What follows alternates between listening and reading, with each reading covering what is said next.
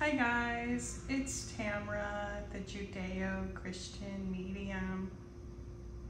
Welcome to my channel and welcome to my channeling of Dolores O'Riordan. I'll introduce her in just a few minutes. Just want to explain who I am if you're just looking on the internet and finding this. Like I said, I'm a Jewish Christian medium, and I've discovered that through being a medium my entire life, not always wanting to admit that, getting into tarot, and I started a tarot channel on here. And through reading tarot, I connected to my team. And I'll introduce you to my team in just a minute. But my team explained to me how I'm connected to them and how my DNA and my spirit have mostly been Jewish and Celtic, making me Jewish and Christian. And also I've been discussing with Jesus, and you can look into my other videos. I've been discussing with Jesus. I've been trying to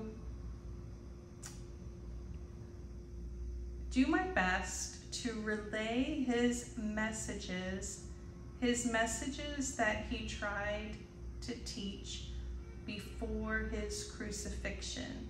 So the messages that he was trying to pass on to his disciples. And I will continue to do that, and you can check out my playlist for that.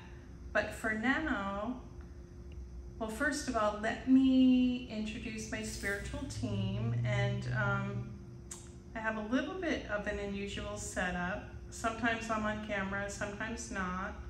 But I am working on a setup. But for now, as some of you might be able to see, I'm in New York City.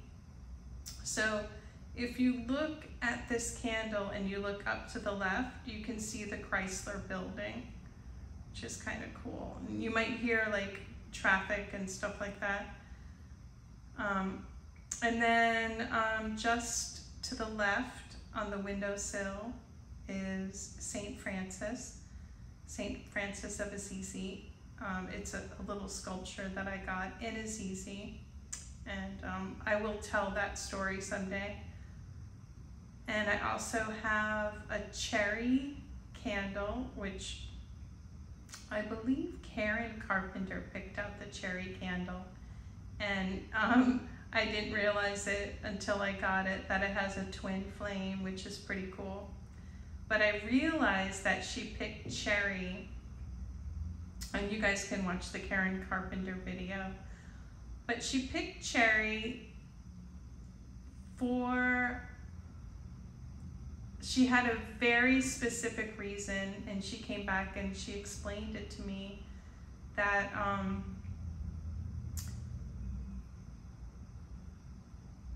she had me go back into my childhood, and she reminded me to think about how much I loved cherries, and I liked cherry pie, and when I had first tried cherry jam, I really liked it, and how for the time period that I grew up in and she grew up in, how you didn't want to stand out, and she said like strawberry was the popular thing in the United States, and she reminded me how, you know, I would just eat strawberries and strawberry jam, even though like I love cherries, because, you know, that's how it was, and how you wanted to be normal. And anyway, her message from Karen Carpenter is that she just wants you all to be true to yourselves and just you know, admit to yourself what you really like, and discover what you like. It's important. Anyway, I just wanted to say that before we get started. And now, thank you, Karen. I want to introduce my spiritual team, and I will try my best to explain this. And if you get confused, you can watch other videos, or, you know, if you want more information. So my spiritual team is God, who comes to me as a male figure, and it's very hard to explain. I can't really put into words. He is our creator all around us. And then to my right, extending out from God, who is above, so it's kind of at an angle. Extending from God is Jesus. And then extending out from Jesus, you know, it's like extending through light, is Mother Mary on my right hand shoulder, Father Joseph on my left hand shoulder, and I want to thank them all. And then I have another circle of energy around me, and it's in colors which are very important. All the colors of the rainbow, extending from right through a circle to left. So, you know, the darker colors of the rainbow are on my right. So extending out in from God and Jesus, from the white light, it goes into bright, like purples, and then indigo and blue. So in that area, we have Archangel Michael. And then we go into a circle to the left, and these are sort of leaders. Someday I'm gonna maybe have an artist draw this. These archangels are leaders, and then there's another circle that extends out from them. But in this circle to my left is Archangel Metatron. Thank you, Archangel Michael and Metatron. Metatron just likes to be called Metatron. But over on his side, we have the reds and the oranges, and you know, in the center we have like green and blue.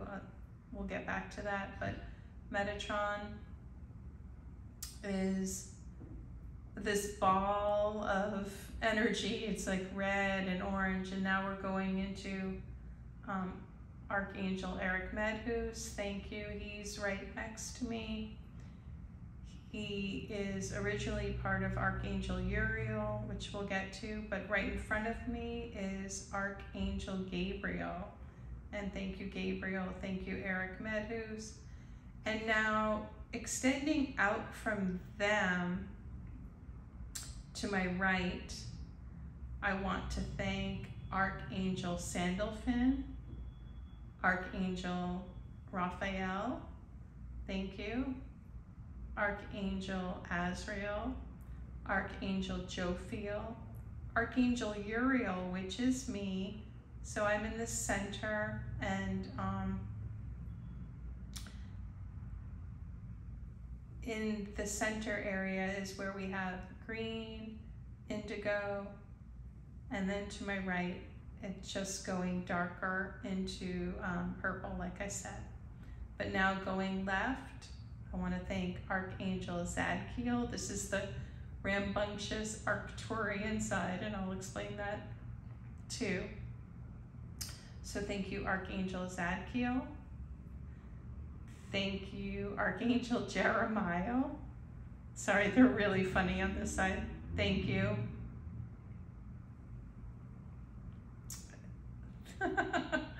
They're really chatty. Thank you, Archangel Raguel. Thank you, Archangel Chamuel. Thank you, Archangel Ezekiel. Thank you, Archangel Haniel. And thank you, Archangel Daniel. I want to thank the Pleiadians, the Arcturians, and the Tall Whites, and just briefly let you know that Jesus has told me when God created humanity on earth, he employed the Arcturians, the Pleiadians, the Tall Whites, and the Reptilians to make earth, and to make humanity on earth.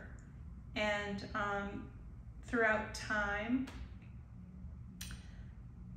there's been positive developments and negative developments. And a negative development is what we call dark reptilian energy, which we have here on Earth, and it hangs out in the fourth dimension. And my team that I've just introduced you to, and myself, and Dolores O'Riordan is part of this team, and I'll get into that a little bit later. But my team are this group of archangels, and they are galactic beings. So I'd advise you to watch near-death experiences. Many people have described meeting, when they pass, meeting archangels, meeting galactic beings. There's been a lot of confusion. So on this channel, I'm going to be trying to straighten out a lot of this confusion through my messages that I receive. And just to let you all know, they consider themselves to be a galactic federation, and one of their, they have many goals, but the goals are to protect children and just protect humanity from the dark reptilian energy that preys on humanity. And so now that we've thanked everyone and we know who all is around and assisting, I want to welcome, ladies and gentlemen, Miss, and I could say Mrs., she's like, it doesn't matter. She's speaking in her Irish accent. Dolores O'Riordan, yay! She's coming out kicking. She's wearing like all black, and she's got her combat boots on and her black eyeliner. She's laughing. She's changing clothes. She's saying she wishes she dressed up more when she was here. I've heard that before. And she wishes, she liked to make statements, but she does wish that she did get into her feminine a little bit more while she was here. And forgive my camera work. I'm kind of chilling. Might be moving the camera a little bit. So I want you all to know too, she's been with me for a long time, but really like with me for about a month. And I've just been taking notes. So this is also called automatic writing. I just start writing and talking to her. So I'm gonna get into the automatic writing, and I also wrote down some of her biography, and then wrote down like her talking to me, and she's gonna be talking to me now. And she's with this whole team, so they could be chiming in. And, you know, Karen Carpenter passed her the baton, and Prince is here, and they're all a group. They're all together. David Bowie is here. Michael Jackson. They're all just kind of hanging out in the background. Just here supporting her. Oh, thanks guys. They said supporting me too. Thank you. Okay, so, all right, let's look through my chicken scratches. So Dolores O'Riordan, she is Pleiadian, Arcturian, and tall white. And you can go through my videos to figure out what exactly that means.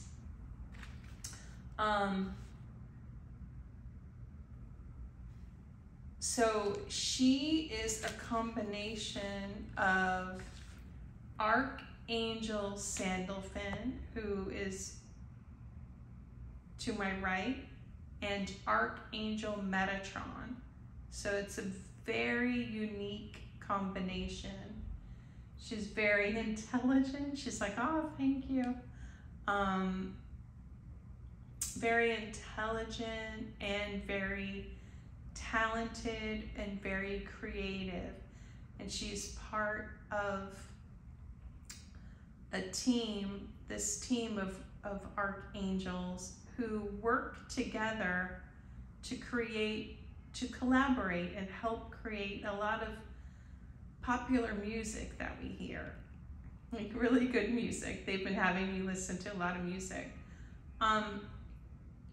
And interestingly enough, so I'm Archangel Uriel in the center. So to the right, like I said, is Sandolphon, and to my left is Metatron.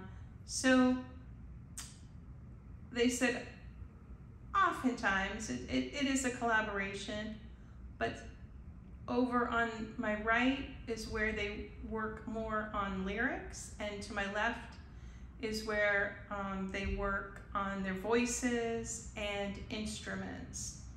So that's interesting. They're always telling me new stuff. So just to let you all know, because they've also been connecting me to the Akashic records. When they choose, I don't have all knowledge of everything. But Dolores O'Riordan was Pope Gregory, and you can look that up. She helped create Gregorian chant, which they've been having me listen to. And guys, if you want to pray and meditate and talk to your spiritual team, your team, my team, loves Gregorian chant. And dark reptilian energy, which is always trying to feed off of humanity and you know, interfere with readings. You know, they call it stinking thinking. You know, just tries to mess with people.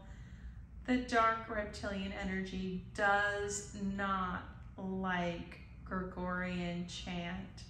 So oftentimes what we hear in church and other religious institutions, beautiful music, high-pitched music, incense, nice smells, cleanliness, all of that stuff. You know, all of the rituals, that is done to welcome in high vibrational energy and to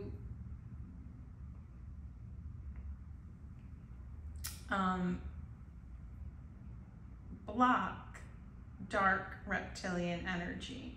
So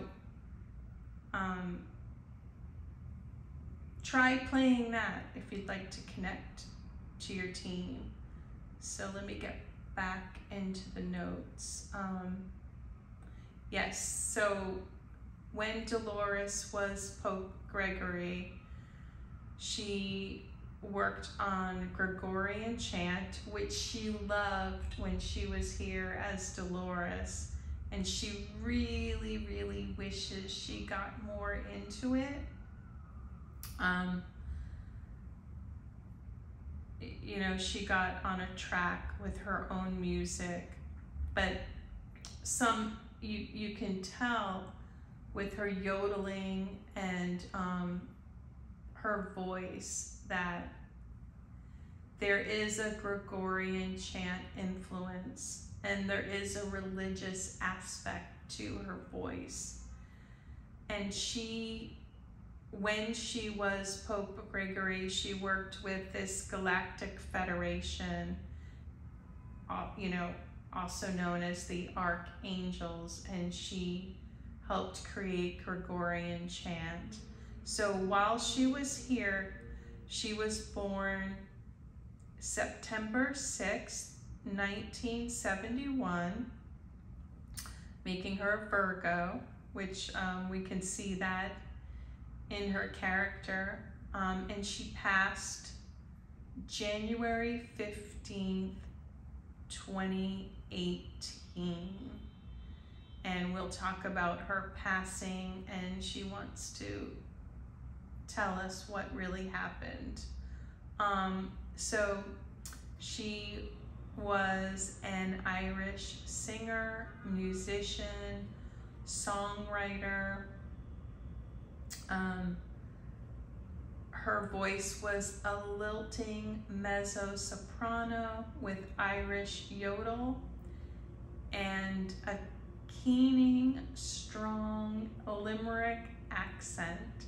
And I've actually been to Limerick. It's beautiful. She's like, oh, thank you. She's really funny too. And she passed at the London Hilton. It's very sad. Sorry for the heavy breathing.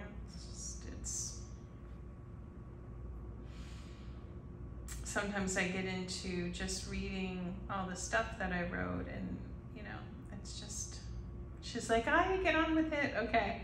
Okay. She married Don Burton, who is Canadian. She was married to him from 1994 to 2014.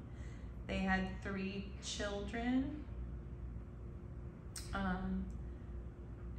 As growing up, she was a soloist at church.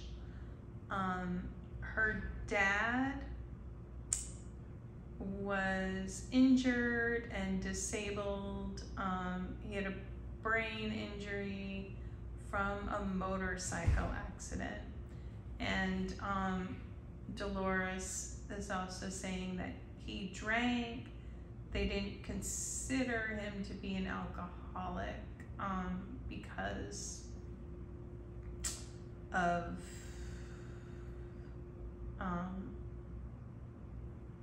you know, that time period. And she's like, Ireland, yeah. And but mostly just because of his accident, he was impaired. So that shaped who she was and who she chose as a partner. She wants to make it really clear that she loved her dad, she loved her family, but there were some dynamics that were there that created a dynamic, her future dynamic, and she says it's uncanny, yeah, that, you know, she she and my team, they always recommend to really dive deep into your psychology, into your family. She was part of her being here as fractals of these archangels. I'm saying fractals, but it's just to explain, but she was these archangels. But her being here, she had a very tough mission. It was to change her family dynamics and, you know, for her DNA. And I'm connected to her. I'm connected, and someday I will explain that through. It's very tough to explain the tribes of Israel and how they branched out and where they went, but there's a Celtic tribe, and I'm connected to that. She's connected to that, and she's, last time around, she's part of the team to fix issues that are in that particular Celtic group. Incredibly talented, but also, you know, she had a tough, like, if you can see how all of these souls that I read that are talking to me, how they're all connected, and you know, there's a reason a lot of them went through very similar things, and would like to, and they will continue coming back and helping with similar things. So, okay, she was the youngest of 9 children, two passed in infancy, who she got to meet on the other side.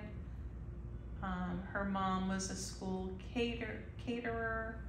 She grew up in a matriarchal household where her mom was the earner, and then, you know, she ended up being the earner with her husband. That sort of set a bad precedent, and that really tends not to work out in hetero relationships, if they're masculine, feminine, just because, you know, in her case, it was very confusing because she married a quote-unquote masculine man, but then she was the earner, and you know, it didn't have to be that way,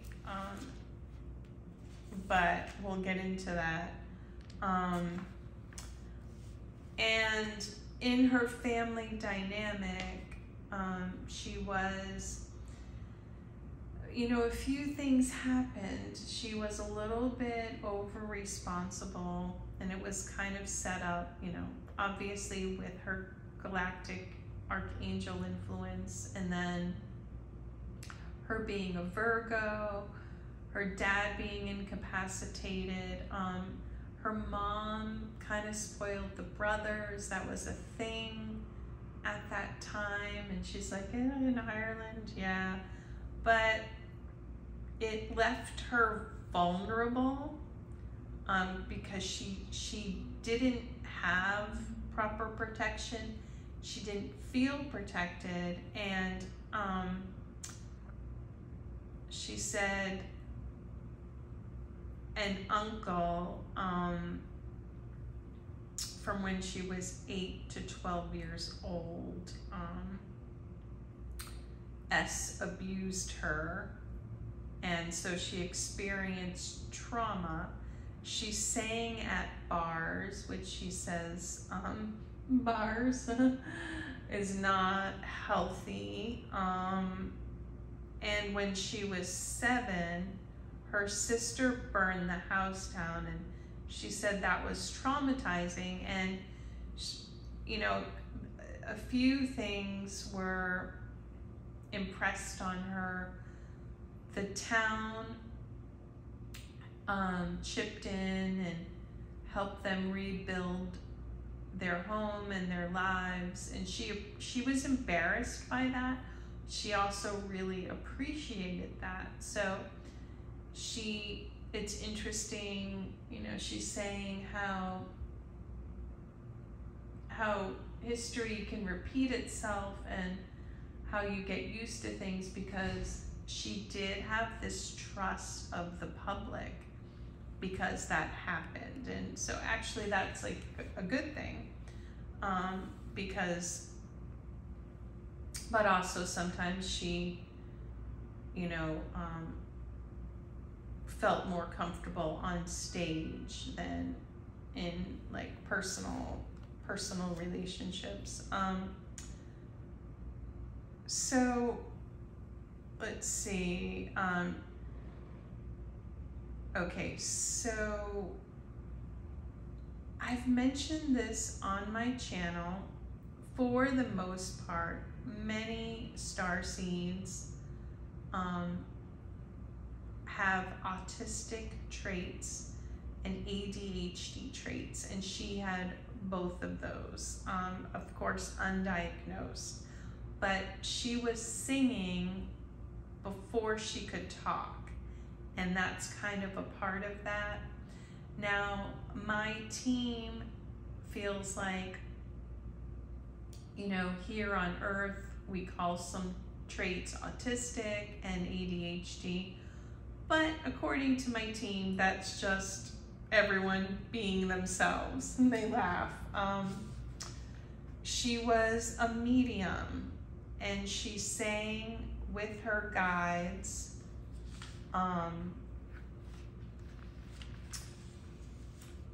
you know, who are the archangels. So she was singing with them as a medium before she could even talk. So I'm gonna go through her music a little bit. 1993, everybody else is doing it, so why don't we? 1994, No Need to Argue. And those were her big albums. Those were collaborated with the archangels. She'd really like you to listen to those. Those were her big hits. And then they went on, she's, did I even mention, this is so funny, I bet I didn't even mention that she's part of the Cranberries, guys. They're all hitting me on the head like, oh, you know, like, oh, The Simpsons. She was part of the Cranberries, and she loved her musical group, the Cranberries. And she's saying that they went on in 1996.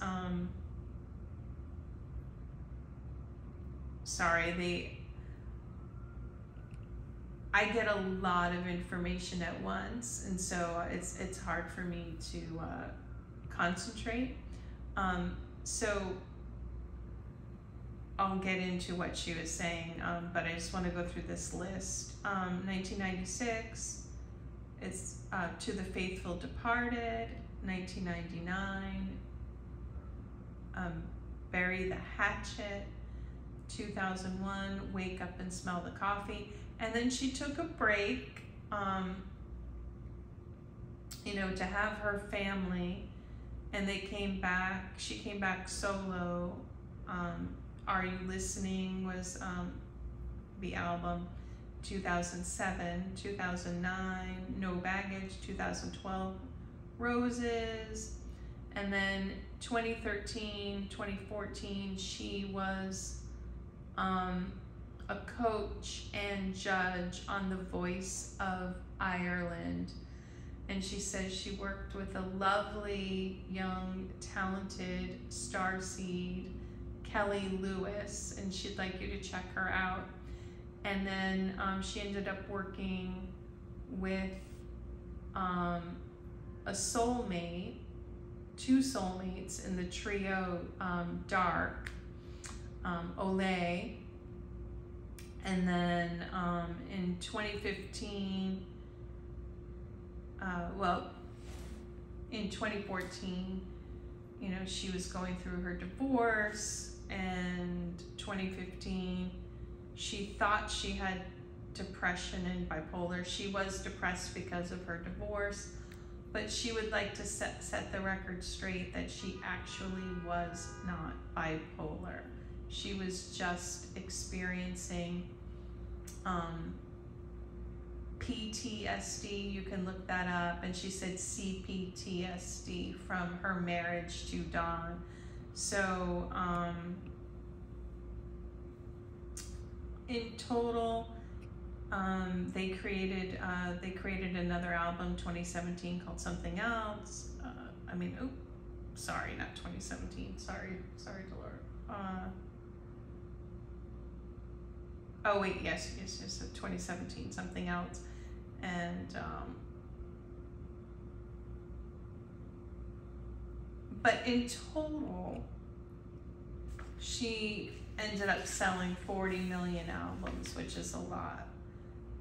14 platinums, and let's see, she was named top female artist of all time from the Billboard's alternative songs chart. She's like, woo! Okay, so we are going to flop around here and talk a little bit about Dawn. She's like, yeah. It's kind of sad. Oh, now she's wearing, she changed outfits. Sorry about all the sirens. She changed outfits. She's in pink. She's like, I'm going to the prom.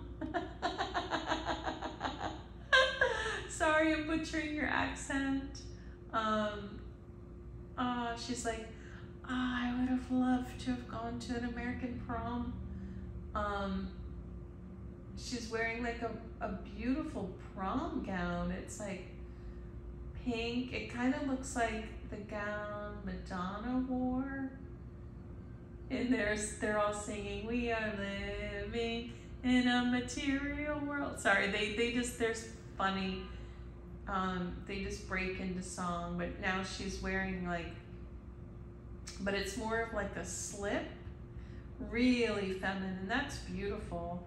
She's wearing pearls, and then she switched it.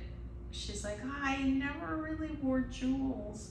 She's wearing like a beautiful, oh, they're all putting it on her like to celebrate her femininity. Just a beautiful, it's like a ruby necklace. That's, I think Karen wore that too. And yeah, anyway. Okay, she's going back to the pearls, and she's putting on the, I think Madonna wore that. They're like, yeah, it's the fur. Oh, you're really glamorous. Oh my goodness. And she's wearing, have I ever seen you with long hair? Oh, she's curling it. She's wearing like waves. Oh, that's really pretty. Okay, so little distraction here. So let's get, you look beautiful. So let's get back into Dawn. So Dawn Burton, she met him when she was performing with, sorry, I'm distracted. It's your outfit changes. Is it Duran? I think, yes, she was performing with Simon Le Bon, and he was their touring manager. Yeah, so anyway, yeah, oh goodness, guys. So she got together with him. He's like, appeared to be this big, tall, you know, masculine, protective man. He's a dark reptilian, and you can watch, you know, other videos to understand what that is, but you know, his character goes into narcissism and psychopathy, and, you know, just letting you all know that as they were married, he isolated her more and more. They moved to Canada and had their children there, and he ended up not working, and she says he was a drinker, controller, manipulator. It happened over time. Covert, narcissist, psychopathy. He ended up guilt tripping her, and this is very similar to what happened with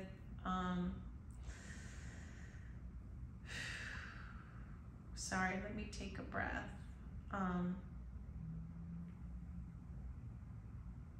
Judy Garland, and sorry, I always see you as Dorothy. So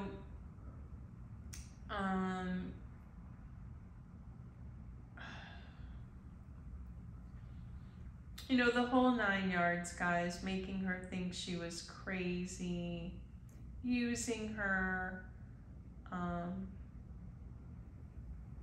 She ended up seeking therapy.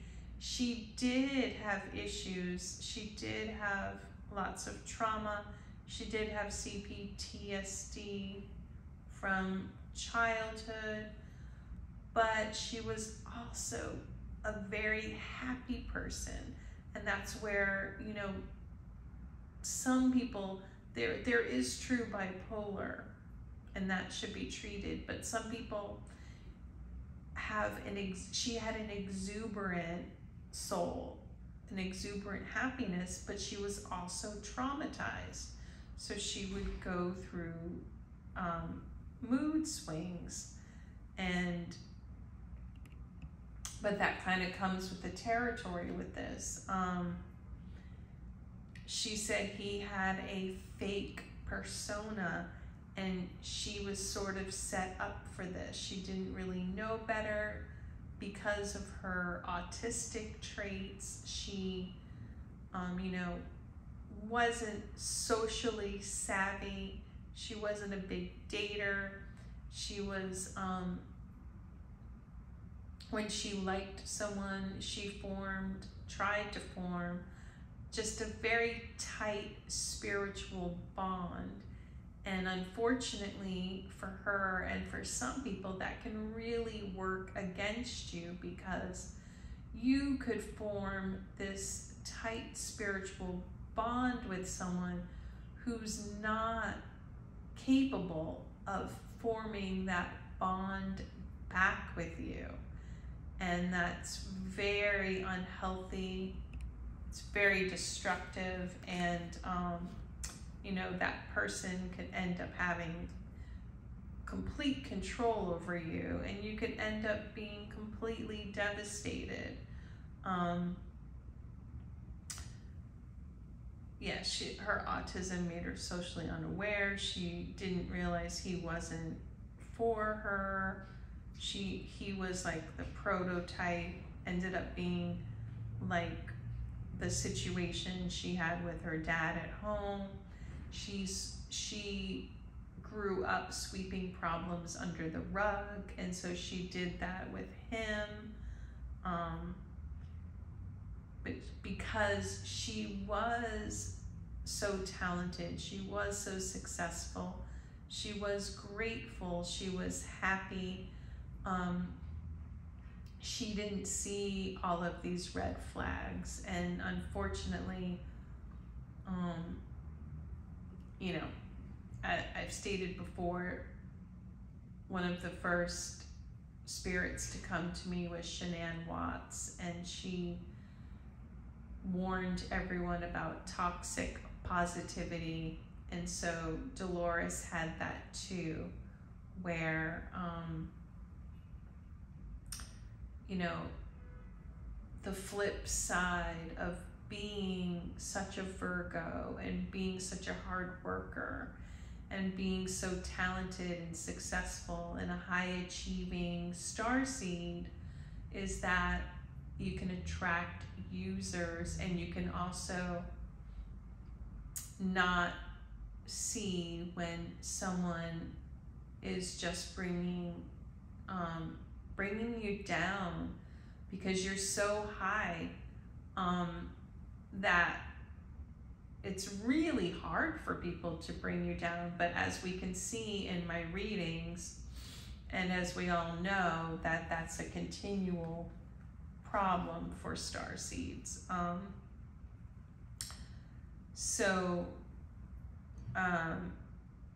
Although Dawn didn't work, he had a sense of entitlement. He could be a bully, and he did that thing where he would provoke her and he would be like fake calm because she wore her heart on her sleeve, and so he would act like fake calm, holier than thou, and kind of point the finger at how crazy she was acting. And then she said that he had planned from the beginning to, you know, kind of ride off her coattails. Very sad. And this is part of spiritual warfare, and this is a warning to everyone, especially starseeds, but anyone, you know, be careful who you're around, who you marry, your family, because these dark reptilians are always looking to take down starseeds. And everyone is negatively influenced by the dark reptilian energy that, you know, feeds off humanity. But being a talented starseed, it's like having a mark, like a target. Yeah, that's you're targeted. So that's a warning to everyone.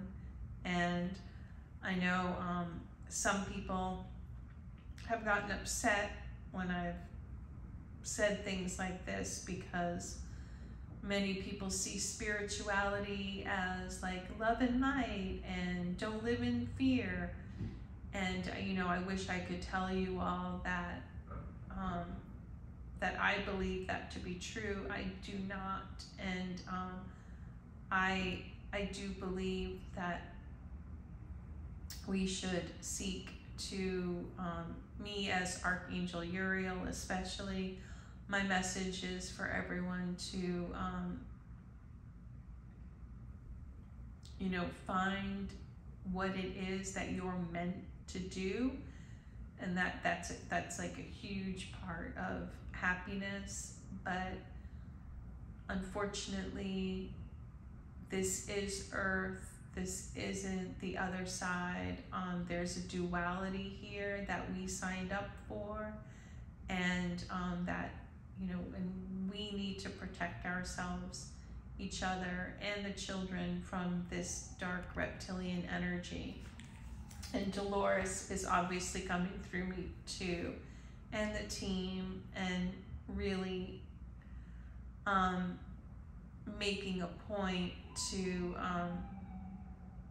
say that. And guys, they're asking you just to do whatever you can with however you can help with, even if it's your vote, if it's adopting one child, if it's you know, if you do feel that you're a starseed and you feel that you have all of this information and you are a protector or a nurturer, or you have a talent, try to go into areas where you can protect and try to keep yourself interested so you yourself don't get depressed. Many starseeds don't do well with being boxed in, being bored, but many have a lot of hidden talent and intelligence. You can go into areas of protection. You know, if you were a teacher, you could go into government and vice versa, you know, switch it up. Any area where you could help. Mr. Rogers, be a helper. Sorry, these are people that I've channeled before. They just pop in and say stuff. So, okay, let's go back to the notes. I asked her some questions. Her children will carry on with her legacy. It will end up working out positively. Not obviously the best it could with her being gone, but she did help her bloodline. Let's see here. Even though the children are with Dawn, he is, you know, because of the situation of what happened with her passing, he is not the best, but is not, she said he's behaving, is like the best way to put it, which can happen when someone passes in the family. Okay, so many of you know her song Linger, and she wants to say she dated this guy, reptilian, Mike Mahoney, and it wasn't a good relationship, and you know, she wishes she had dated more, but that song, you know, she used to say it was just about like a kiss, but you know, there was more to it, and she didn't have a good experience with him. And unfortunately, guys, we all know how beautiful Dolores O'Riordan was, but because of like where she came from and all of the circumstances, she didn't know she was so beautiful. She loved her music, you know, as part of a lot of autistic girls don't know they're beautiful. A lot are preyed on. Obviously, she was very high functioning, very intelligent, but she was a bit socially awkward, a tomboy, and this is very common with starseed women. And she was awkward, which a lot of starseeds are too. Even, yeah, she says, and they're all saying, like, even the ones that grow up to be rock stars, you just don't know it. They are originally sort of awkward,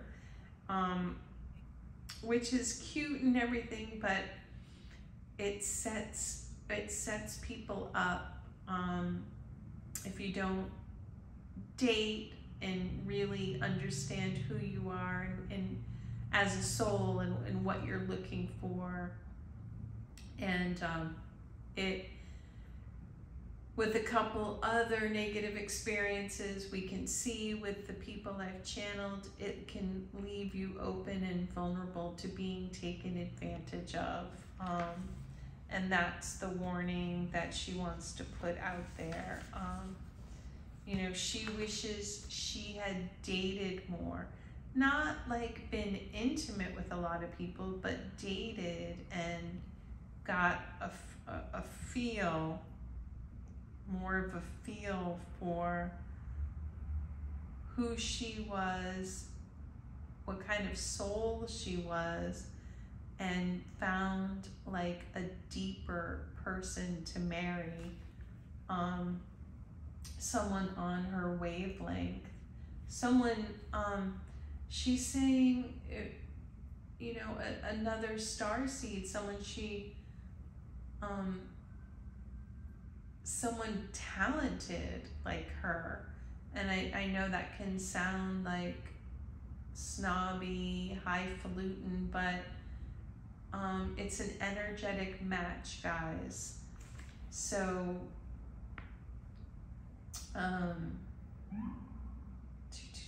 okay, so let's, oh yes.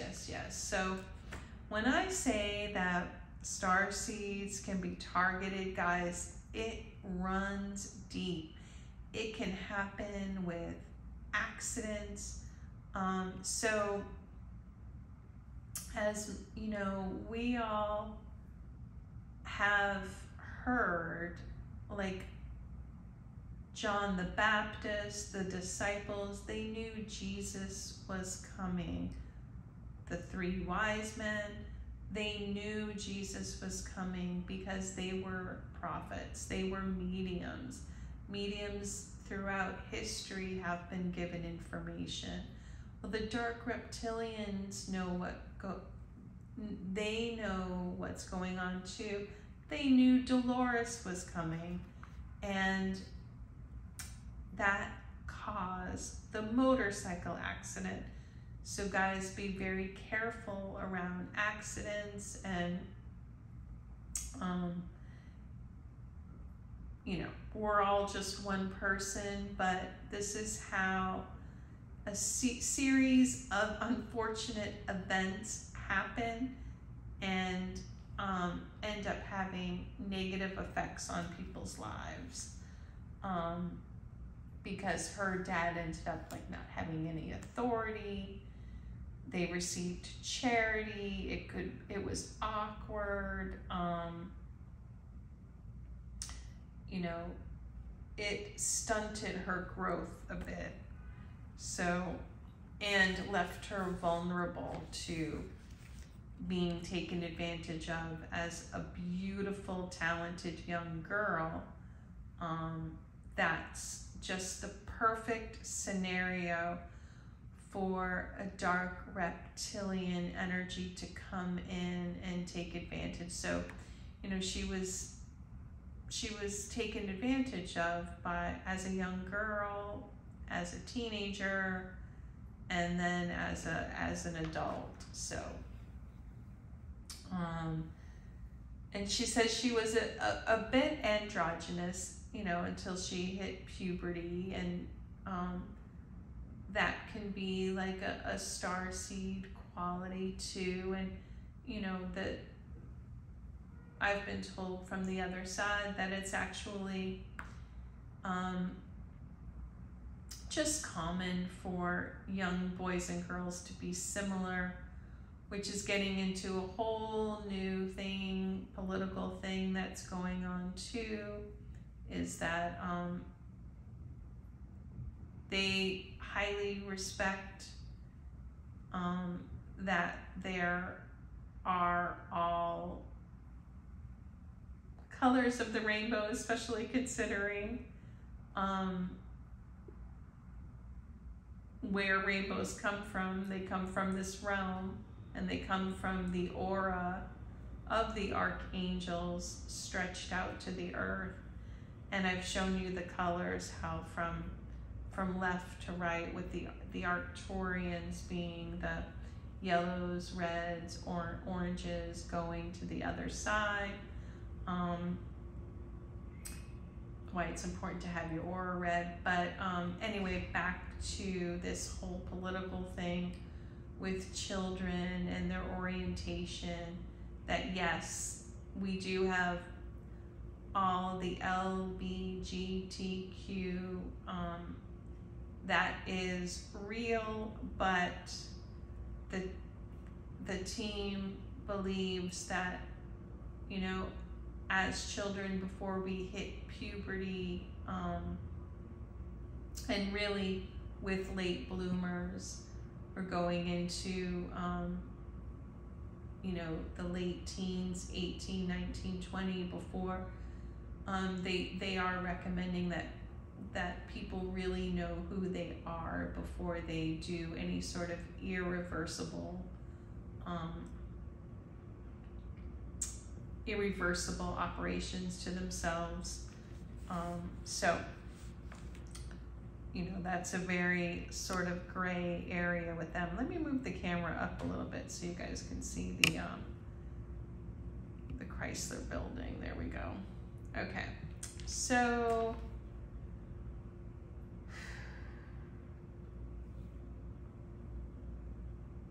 she's like, I don't mind getting political.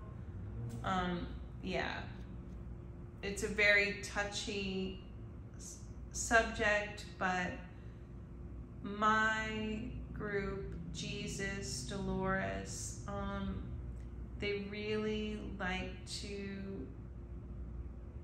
have people be deep thinkers and see gray areas in certain things, and really, you know, I will try to come on and I have so many assignments, but I'll try to come on and talk about all of these topics one by one. They're singing "Listen to Your Heart." They love that song. That helps. Love, yes, love helps. Love and patience help with decision making. So let's see.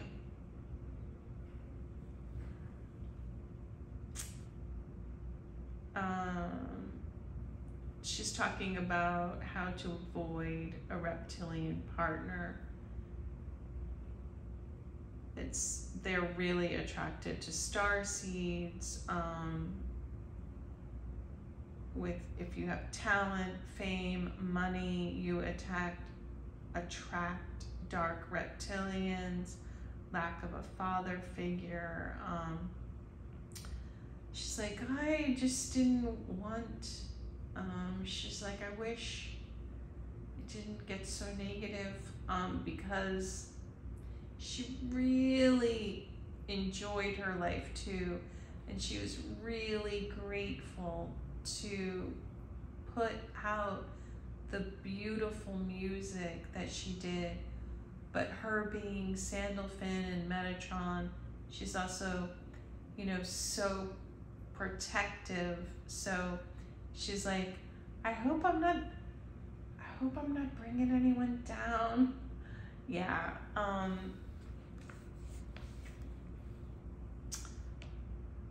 Just know she's trying not to like bring everyone down, but just to help. So let's move on. Yes. She's saying we need protective male figures, and part of a current dark reptilian energetic trend is to banish, get rid of protective male figures. And what that does, guys, is it leaves it. We've had protective male figures throughout history to protect the children, okay? And when you don't have that, your children are vulnerable to dark reptilian energy. Again, going back to her husband, he looked masculine, but she was the breadwinner. Okay, we've already talked about that. And, you know, she said he liked to play with his toys, you know, like, just hang out and, yeah, that was not cool, you know, just hanging out with, showing me like quads and motorcycles and stuff. And that goes back to her childhood, you know, her dad with the motorcycle and everything. It's all like related. She's talking about how you got to, almost all of the starseeds that I've channeled had some sort of injury. I've had lots of physical injuries. She tore her cruciate tendon. That did slow her down a bit, got her thinking a bit about things, but then also with her character, her being a hardworking Virgo and starseed, you know, she ended up sort of re-injuring herself, which is very common. She wants you guys to be careful of that. And she was a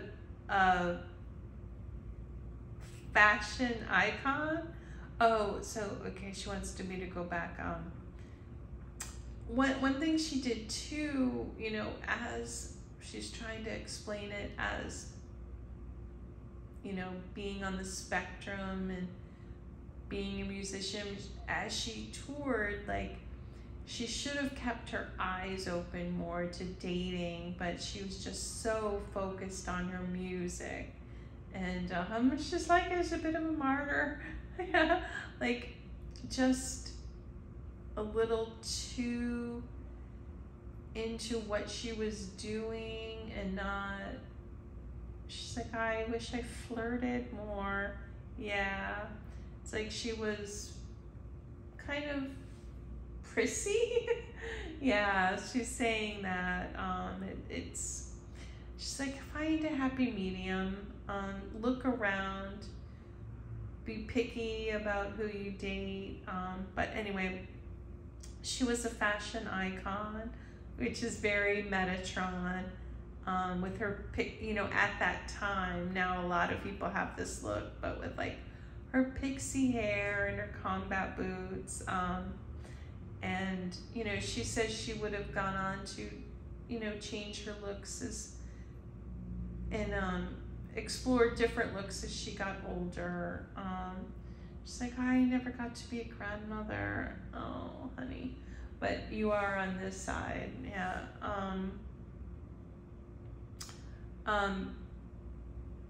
She wants to mention her best starseed moment was when she sang Ave Maria, which I have a connection to that song. I'll make a video about that sometime.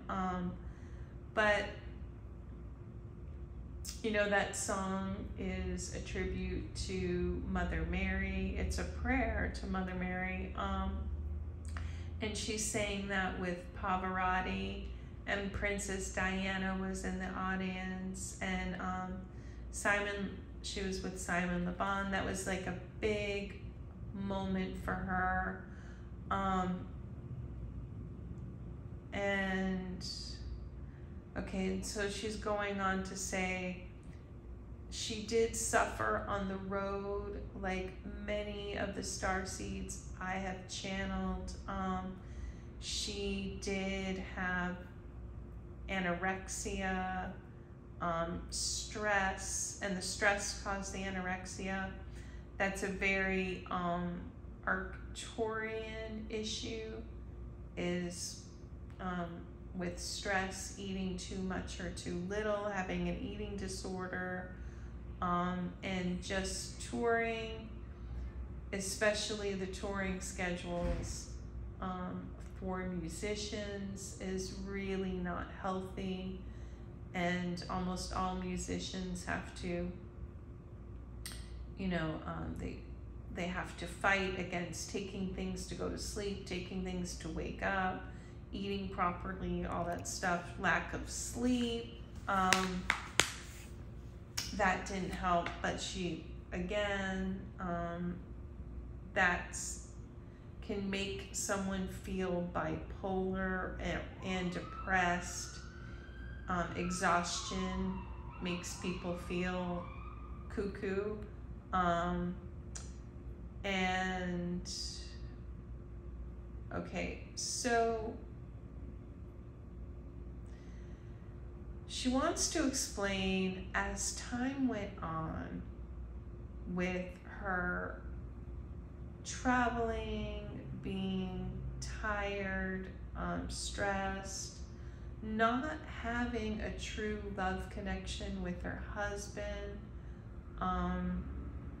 but loving music, she did sometimes, you know, get moody, and as time went on, like, she was dealing with it, but she wasn't crazy, but, you know, things would come up, things that were brewing underneath the surface. So sorry if we're being random. To me, this is just normal, going from thing to thing. But some of you might find that irritating. But it's also my notes. So I wrote these notes over time, and then they're talking. She's talking too. So I'd hate to like interrupt these ideas just to be more organized, if that makes sense. So she's talking about how she met and sang for Pope John Paul. Now understand, she was Saint Gregory, so of course that would feel so right to you and so special. She's like, yeah. And she was very religious, and she ended up really, sort of working with the church and going back to Ireland before she passed. And she wanted to settle there, and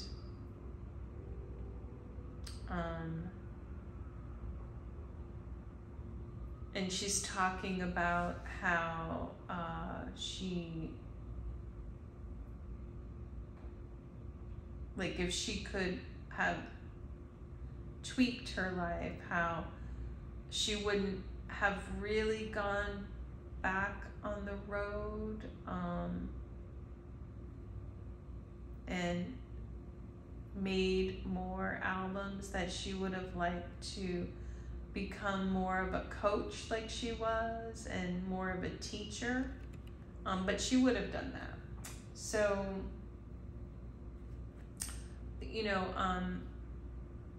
my team and they have a whole different take on the music industry, and how oftentimes people should transition from being on the road and being a star to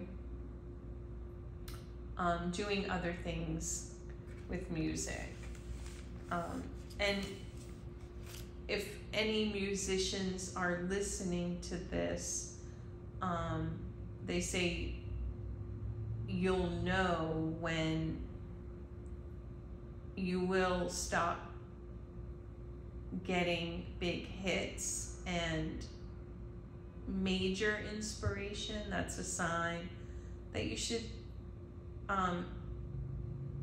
they're saying like roll it back, take a break, which is why really like Prince is here and saying he's really against, you know, major contracts, because collaborating with the other side, you can't, you know, this is fated. It's a collaboration. It's something decided beforehand. And if you were meant to make a certain amount of hits, you know, you can't demand that those hits keep coming when your time, when you're, you know, it's like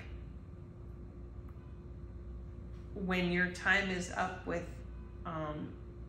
when it's a very touchy subject, but when your time is up with making hits or doing some creative things, like making musical hits, it's not necessarily a bad thing the way that they see it. It's just time to do something different, and that shouldn't be looked on as like you being washed up or anything like that, like negative. It's just you know, how it is, because your body can only take so much touring and traveling and stuff like that. And you know, unfortunately, they've said many musicians are meant to go on and have families and become mentors, and you know, end up passing away because maybe they're taken out by a dark reptilian, which is what happened to Dolores. We'll get into that. Or they end up doing too many substances, or you know, just because of ill health, because of the pressure on your body. And she, you know, she's saying this music, her music was downloaded. It was collaborated with archangels, and she hopes you can go back and listen to her albums and just feel the music. It was meant to be healing, like religious music is, and she would love for you guys to listen to it and be healed by it. And so before I get too far in, I do want to explain, this is hard.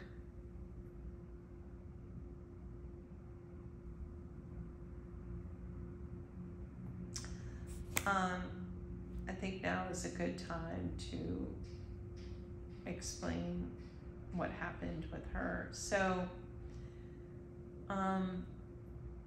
she had a couple funny stories of being on the road. She even told a story when she was a coach on, you know, the musical talent show in Ireland. So, you know, she told a story of like having a couple of drinks and a baked potato exploding in the microwave. Oh, they're laughing because, you know, she didn't cook a lot, and she didn't know you were supposed to poke holes in the potato.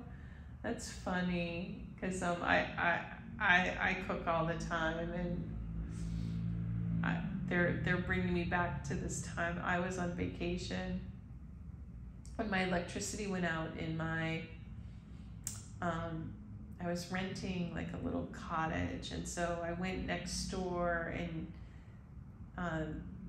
there were these fishermen that had a cottage next door, and I went next door, and you know, I've been cooking forever, and I brought my potato over to cook it, and they were like, make sure you poke holes, and I just kind of went along with it. But like, I mean, of course I knew that, but she's laughing. But anyway, she told this story publicly, and she just wants to say, guys, with everything that I've already told you, with her history, with everything she was going through, this set her up to be taken out.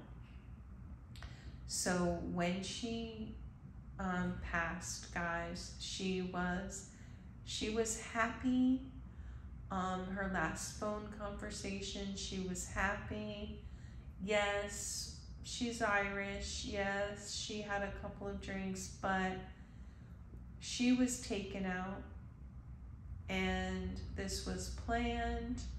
And she's saying, this may be upsetting, but she's pointing the finger at her ex-husband and his vindictiveness. And guys, they had a lot of money, and you know, she had told the story of the exploding potato, and then she had also had an incident on a flight where, as you all know, drinks, if you have one drink in the air, it equals 2 drinks. She was tired.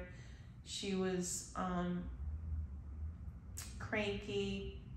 Flight attendant rubbed her the wrong way, and she was really, she said, just say it, she was really being mentally abused by her ex-husband, and she was blaming herself, and she was really, really upset, and ended up out of exhaustion and drinks and travel and tired, she ended up, you know, getting into a fight with a flight attendant, and then just lashing out, and she ended up looking crazy, and she wasn't. She was just, she's not condoning her behavior, but she was just, you know, everything that had happened to her throughout her life, it was just bubbling under the surface, but she was working on it. So now let's cut to her passing in her hotel. She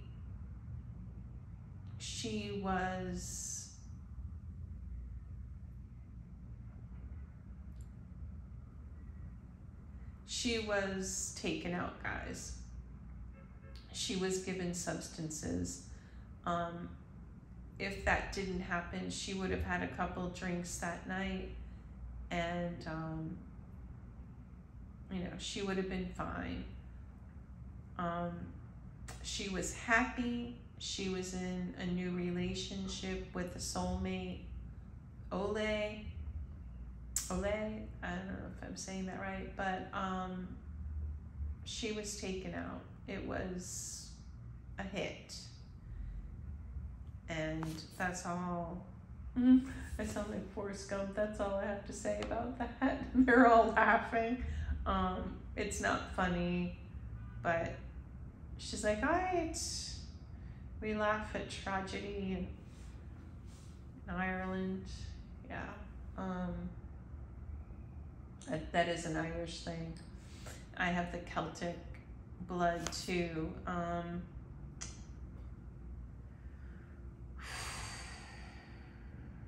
Yeah.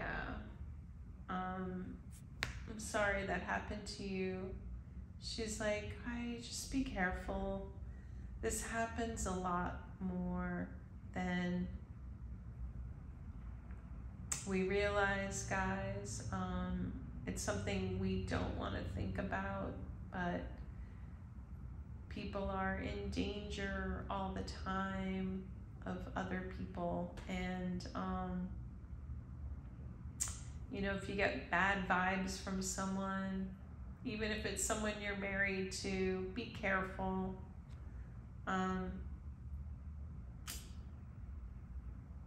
If she could, you know, just save other people. And also watch these news stories, question things. I mean, this happened to Whitney Houston, her daughter. If you watch near-death experiences, I recommend watching near-death experience channels. You'll see just how many times people are taken out by someone they trust, and medical malpractice too. I don't want to, you know, I love my doctors. I don't want to like, but just things that happen, you know, accidents and things like, not just pointing fingers at doctors, but there's a whole, you know,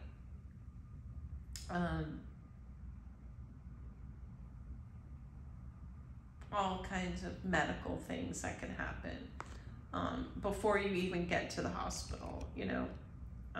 So, you know, they're recommending you watch, they've guided me to watch near-death experiences because I've had them, and I will talk about those. I have so many videos to make. But on a lighter note, they've really been guiding me to just listen to music they like. She has guided me to listen to Elvis, Gregorian chant. She had me listen to Of Monsters and Men today. And she mentioned Kelly Lewis. I was listening to her.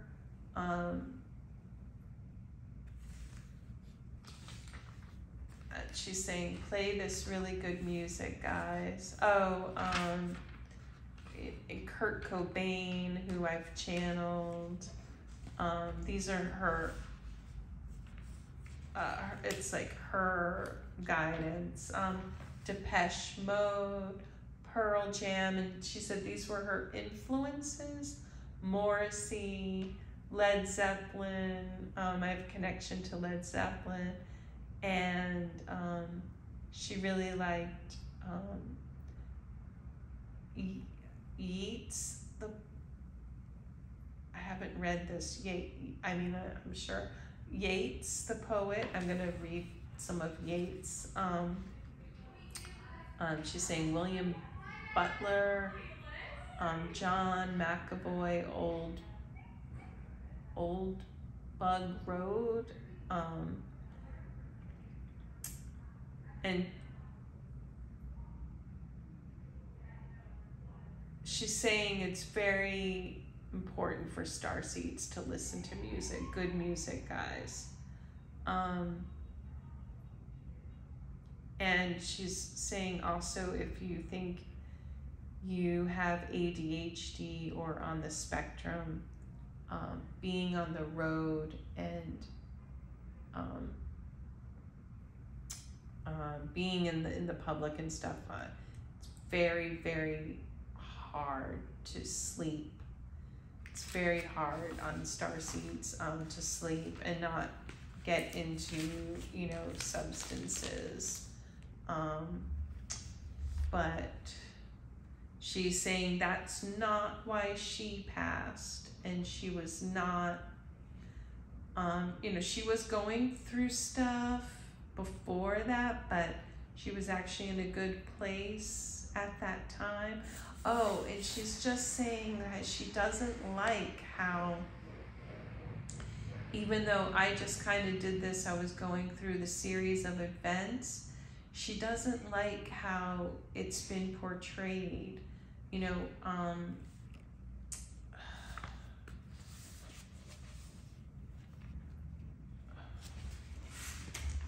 let me go back here and just make this very clear. You know, she divorced in 2014, guys, and she went through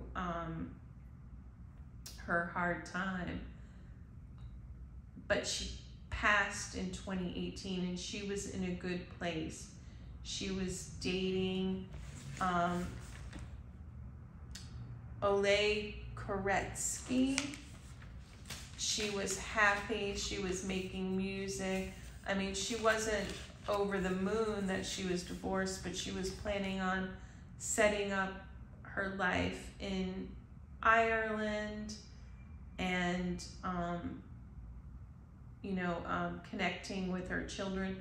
Her ex was portraying her in a bad light to her children, but the way it's come across in the media, guys, is that, like, she got a divorce, had an air rage incident, and then, you know, unalived herself.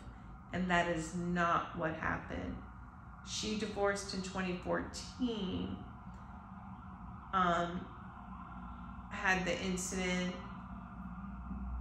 but between 2014 and 2018, like, she, you know, was getting, I don't even want to say getting her life together, because she never really fell apart. Anyway, when she passed, she was happy. And you guys can even, they have her last voicemail. It was happy. She was in a good place. And she did not unalive herself, okay? So she hates how that was portrayed. And even her family thinks that. And, you know, unfortunately, with other people's lives, it can be so oversimplified in retelling of stories, and history is rearranged and rewritten, and we want things to fit into a nice little package of, like, you know, she's married to this great guy who stayed home and took care of her children while she was on the road, and then she was cuckoo, and then she, you know, ended up dating a younger man, and she was unhappy, and she unalived herself. Well, that's not the truth, guys. That's not what happened. She married a dark person who was not right for her, who pretended to be this upstanding citizen, pretended to have this, you know, like he was superior, he was sane, and but in reality, guys, she was the breadwinner.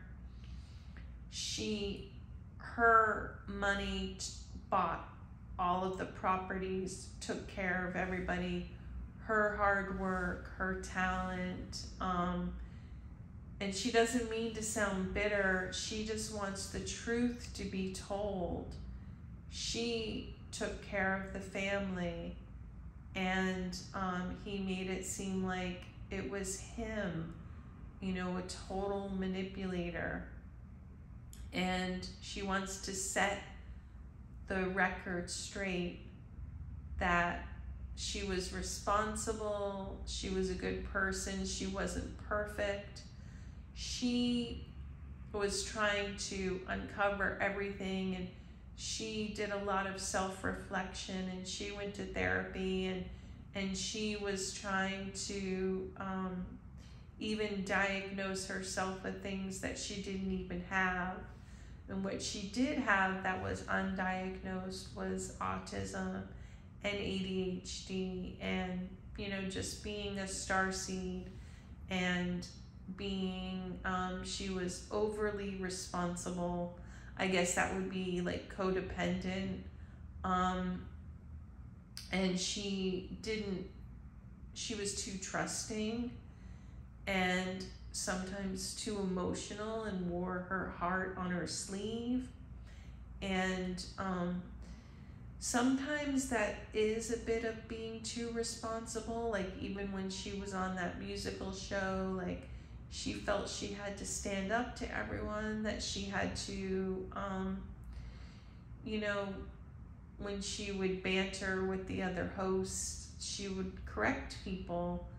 You know, she wanted to, she loved, she was a truth teller, as many starseeds are, and they stand up for things, but it can be portrayed as like, you know, being too much and being cuckoo and stuff like that. And she wasn't, guys. She wasn't perfect. And a lot of her character and fieriness, it came from who she was as a starseed, but it also came from her age, being Gen X, being growing up in Ireland, being taught feminism, being a little firecracker. But please, please, please, for the record, just know she did not unalive herself.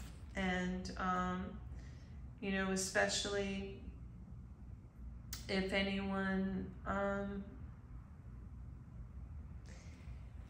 in her family is listening, she wants that message to come through clear, even though it could, you know, will hurt feelings. She just really wants, you know, if you'd like to honor her, she would just like you guys to listen to her music, maybe study a bit about her culture, go visit Ireland, listen to Gregorian chant. You can pray to her. You can pray to my spiritual team, your own spiritual team. You can ask her for advice.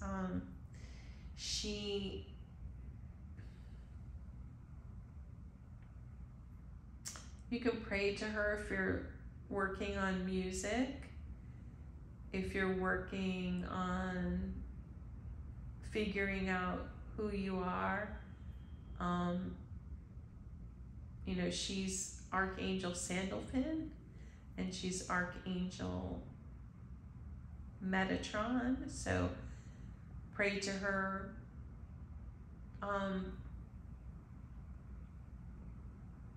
If you're trying to work on your creativity, if you're working on your intelligence and wanting to stay calm in emotional situations,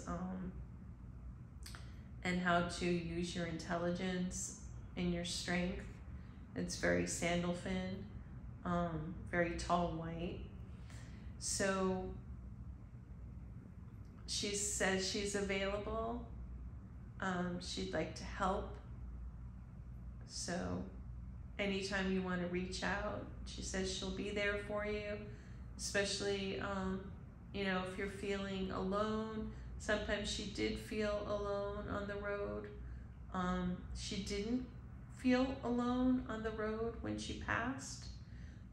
She was in a good relationship with her a soulmate,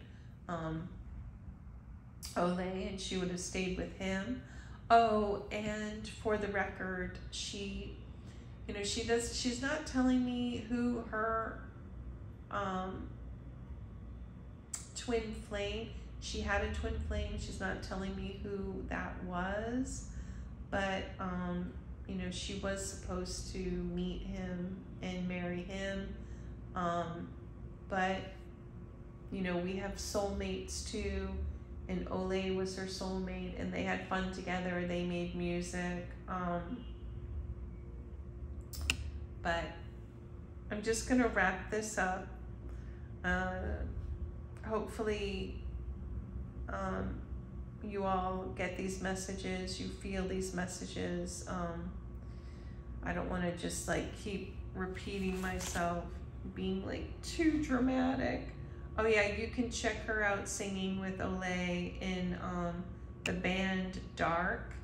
Now, these aren't going to be like big hits, like big hits like her first 2 albums, but you know, it's like easy listening music. She's kind of chill. And she just did it for fun, and they were just playing around. So they weren't trying to be like a big sensation. But her first 2 albums, you know, it's like the height of her spirit, and there's a lot of messages, especially, you know, Linger, and you know, especially Zombie was just a big message about Ireland at the time of her growing up and what was going on with the IRA and the war, and you know, the fight for independence and how that all went down. And you know, it's an important song in our history and in our spiritual history. So check that out. And with that, is there anything else you guys want to say? And she's tipping her hat, which they often do, and she's being very Irish, and she's saying thank you, and I'll see you on the other side. And just a really sweet soul, and strong, and all mixed into one. Now she's wearing like a Cyndi Lauper type outfit, like it's like feminine and masculine together. She's wearing like a dress and a hat, but like a army jacket, explaining all she is. All right, I love you, Dolores. And she's saying she loves you guys. Yeah, she's got like a tutu, and all of the other, everyone has left. Elvis is saying we left the building. They're all saying goodbye, and they love you, and pray to them. All right, you guys, with that, I'm gonna go, and thank you for watching. Have a great night.